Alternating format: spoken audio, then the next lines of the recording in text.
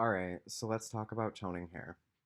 If you've ever gone blonde or highlighted your hair and noticed a brassy yellow tone in your hair showing up, that's why toners come in. They're the secret weapon for getting the perfect shade you're searching for. Toning is basically adding a slight pigment into your hair, which neutralizes any unwanted tones.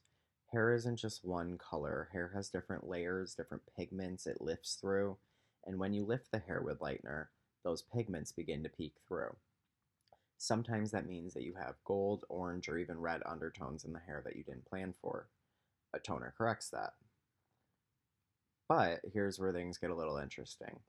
A stylist has to think about a few things before toning.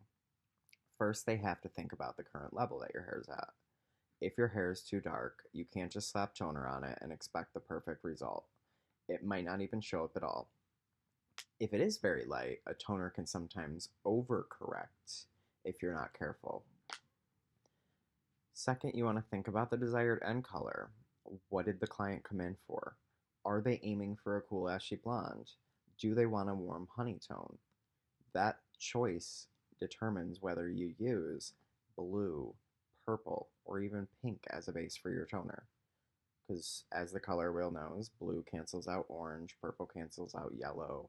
Basically, it's just color theory in action. Third, you want to think about the condition that the hair is in.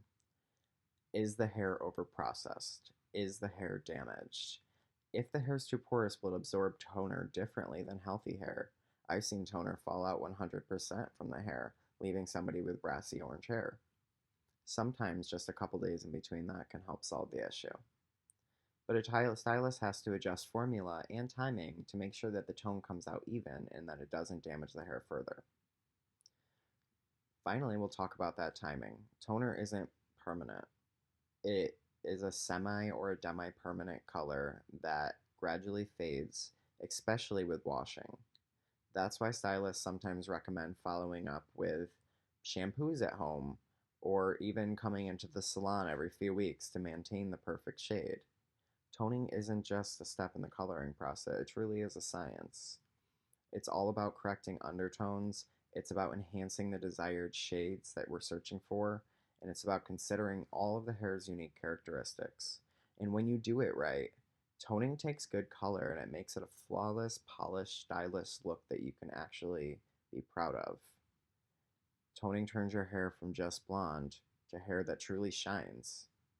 And that's why we do it. That's why stylists need to pay attention to every little detail and why it's a step that you don't want to skip in the process.